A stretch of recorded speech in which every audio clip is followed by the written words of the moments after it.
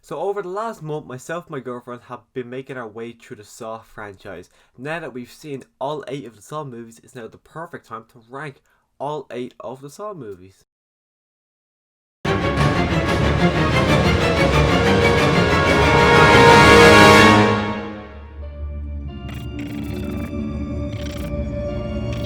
So going into the Saw movies, I didn't really know anything about it. All I knew was the Billy character of like the actual puppet.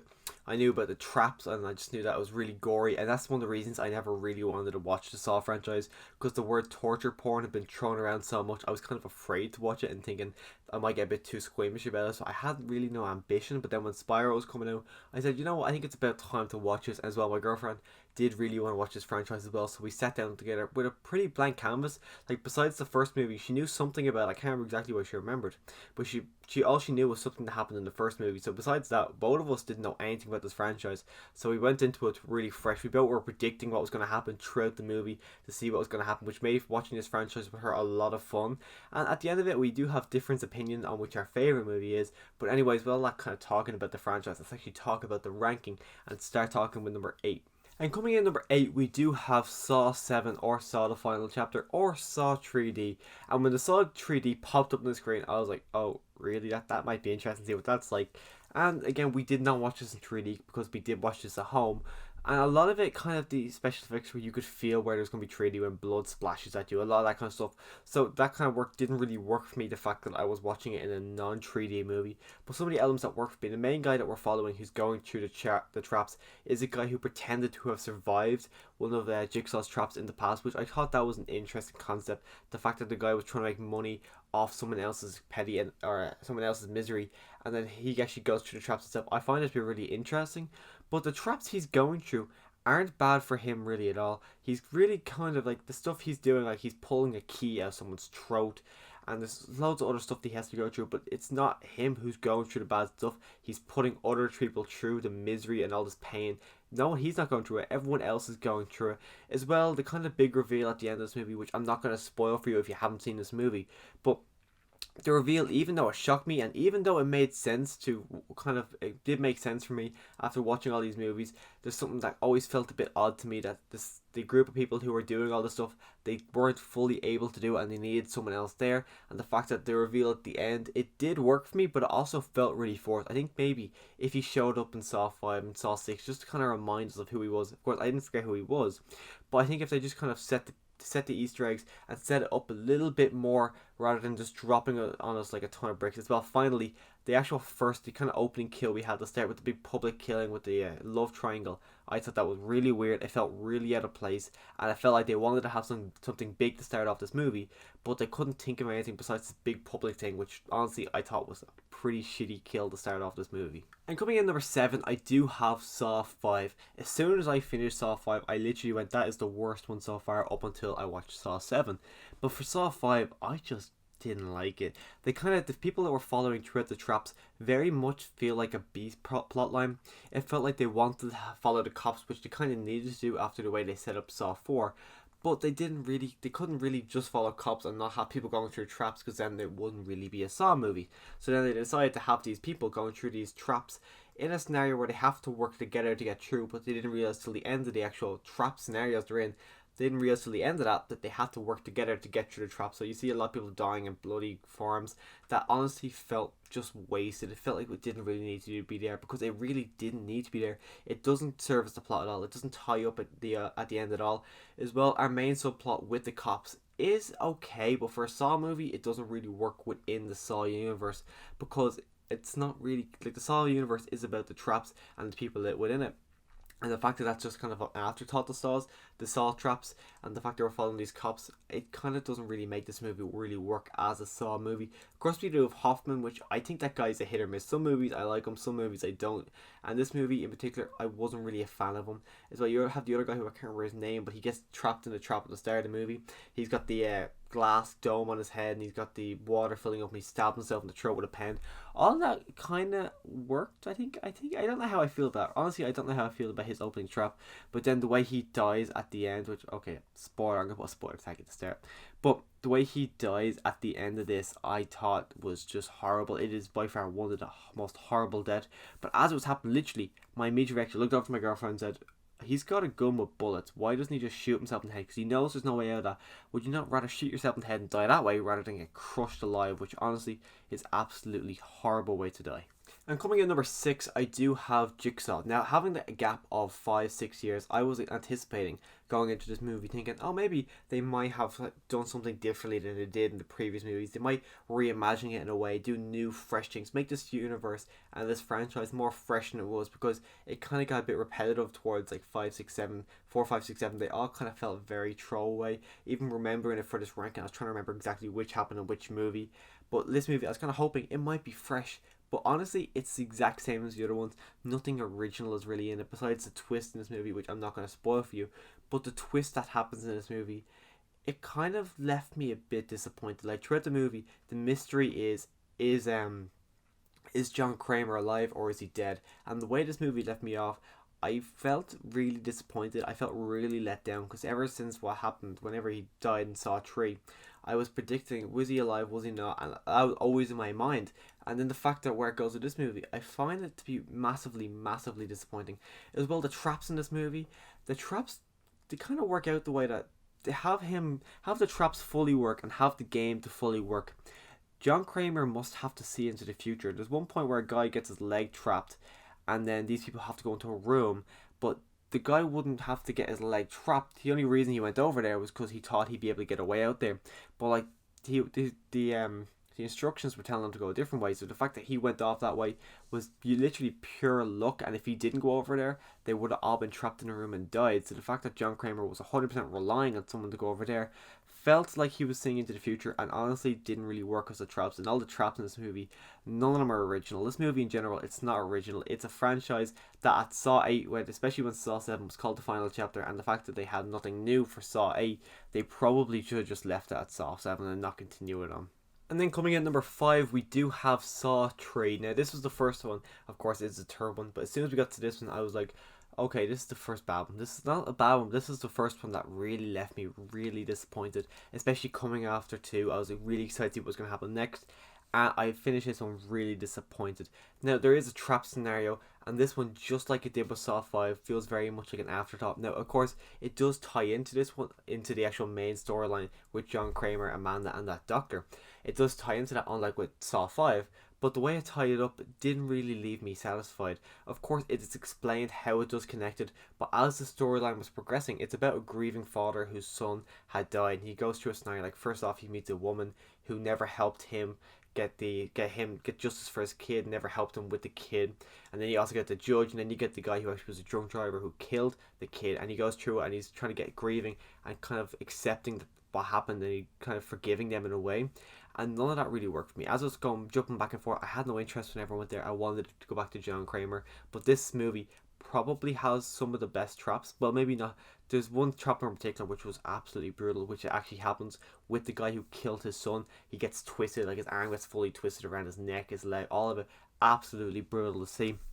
But in our main storyline with John Kramer, Amanda, and all them, I found it to be okay. I wasn't like balls to the wall crazy, but I enjoyed it for what it was. But I kind of disappointed by the fact that it's more higher on this list prior to the other ones, is the fact that we do get to see John Kramer, we get to see Amanda, who I'm a fan of Amanda. I would love to see her continue on. Of course, she didn't continue on from this movie, but I'm actually a fan of her character, and I was kind of disappointed that we didn't really get to see more of her. The grieving father and the doctor aren't very interesting characters every time they're really on screen. As I said, I kind of was bored. I didn't really want to see them. I wanted to jump back to John Kramer or even Amanda, because I just enjoyed their characters a lot more. We also get the introduction and the setup of Jill for future movies, which Jill's a character I don't mind her. I think she's interesting, the fact that she was married to John Kramer, so all that kind of works out well, and we get the setup of her in this movie.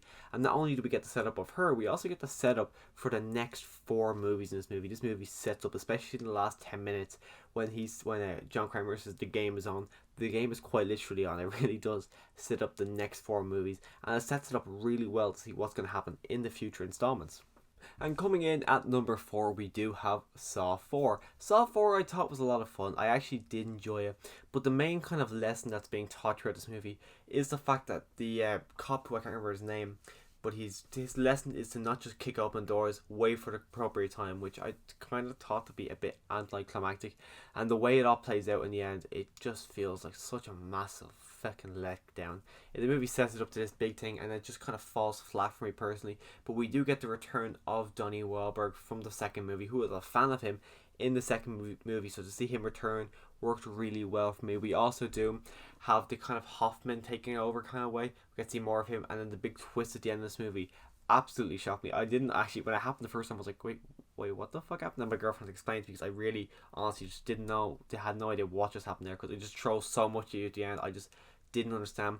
But the movie itself, some of the traps in this movie, the traps I think alone is what puts this ahead of Saw 3 for me. I think the Saw 3 and Saw 4 are very close, but what puts Saw 4 ahead of me is the traps in this movie.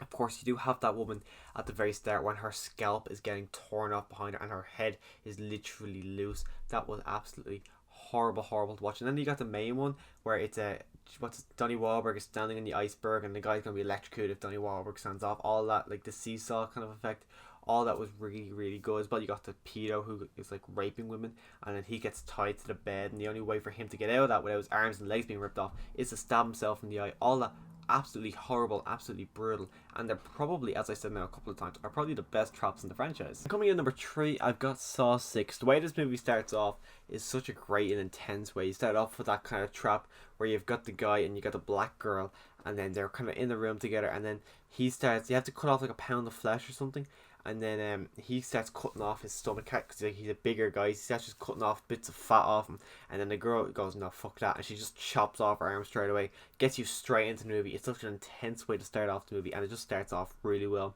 The reason I think I put this down like just below my first and second on this ranking is the fact that Hoffman isn't the strongest leading man. I don't, especially in this movie in particular, I just wasn't really drawn to him in this movie. Other movies like 7, I think he's a bit better, but in this movie alone, I don't really think he's that much of a good leading man. Even though he's good, I just don't think he's a fantastic one. But the reasons I do really enjoy this movie is the people following the trap. The people following the trap is an insurance company. And the way it goes about, especially the traps in general, like you've got one where he goes, okay, you're the one who lets all these people insurance. Who's gonna die in this scenario? Is it gonna be the woman she's older, I think she's got an illness, and she's got a family and kids, or this young healthy guy who's alone, who's no one's gonna miss him? Who's gonna survive? And then you also get the shotgun kind of merry-go-round where people are going around the merry-go-round and they get shot and killed. He's got 2 people to save. All that works really well, and probably the reason I enjoy this one as much as I do is the fact that the traps work so well.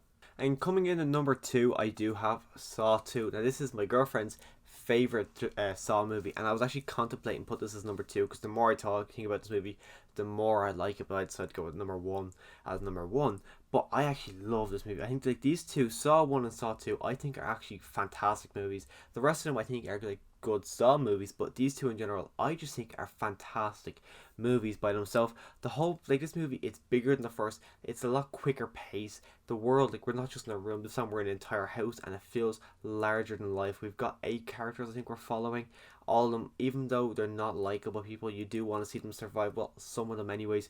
You do get to see more of Amanda in this movie. You got Donnie Wahlberg, who is by far the best part about this movie. Him searching and demanding Tobin Bell, who plays John Kramer, to get his son back, works really well. Of course, we do get to see Tobin Bell, because of course we got to see him in the other movie. We got to see his shadow, and then we get to see at the end of the movie. But what we get to see of him in this movie is our introduction to really the character of Jigsaw, and get to see him, getting to hear his ideology. All of it works really well. The fact that we get to see Tobin Bell a lot more in this movie, which is probably the majority of what we get to see him as well. This is his best performance as Jigsaw, and it all works really well for me. I really like his character.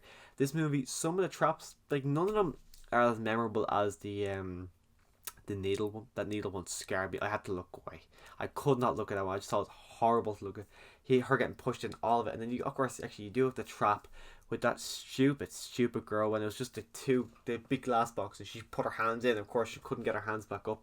Stupid fucking idiot. There was a tape and everything there. It could have been so easy to probably get out, and she goes, "No, fuck that," and she just threw the tape and shoved her hands straight up there. Absolutely fucking idiot. And then coming in number one, you've probably already guessed it. I put Saw 1 here. Saw 1, I was just blown away. That ending in particular, it was so shocking. Honestly, I was like, whoa, what the fuck? I literally lost it. I was like, oh my god, I can't believe that has actually happened. Because as I was playing it, you get the guy who you think is Jigsaw, and I was thinking, oh, okay, this guy's Jigsaw, because I didn't know who it was. And then all of a sudden, you get that reveal at the end. I was like, holy shit, I was just mind blown. Of course, you do have them trapped in one room, and it's just two lads sitting in a room talking together for the majority of the movie, which is one of the reasons I like it a lot. I like how it's just two lads talking about their lives and all that as they're in this trap and not knowing what to do. Of course, there is gory moments in this movie. Like you have Adam beating the guy to death with the top of a toilet. You also have him literally sawing off his leg, as you know, the name of the franchise. You have that, but I like what they did. Instead of us physically showing him chop off his leg, which they would have done, they would have showed the entire thing in future installments of this franchise. But what they did in this movie, I thought was by far the best, and it was something I wish they kind of continued to do, rather than continue on actually physically showing the leg getting chopped off. They show him starting to do it. You see the blood coming out, and then we see his face reacting to it. I think that's a lot scarier to see him being in so much pain. I thought that works so much more than actually physically showing us him chopping off his full leg. And something that I haven't spoken about throughout this, because I wanted to save it for the first movie. The theme song for this movie is just, well, this franchise in general, I love the theme song. When they're revealing what happens at the end and that theme song comes up, it's just so much fun to hear that theme song, and I really, really enjoy that theme song. So that's my ranking of all 8 Saw movies. Let me know your ranking of the Saw movies in the comment section down below. If you want to see more horror content from me in the future, right up here I'll leave a link to all 4 of the Insidious movies ranked, and up here I'll leave a link to all 4 of the Purge movies ranked. So if you want to see my ranking of those two, they're both right up here right now. But as always, thanks for watching.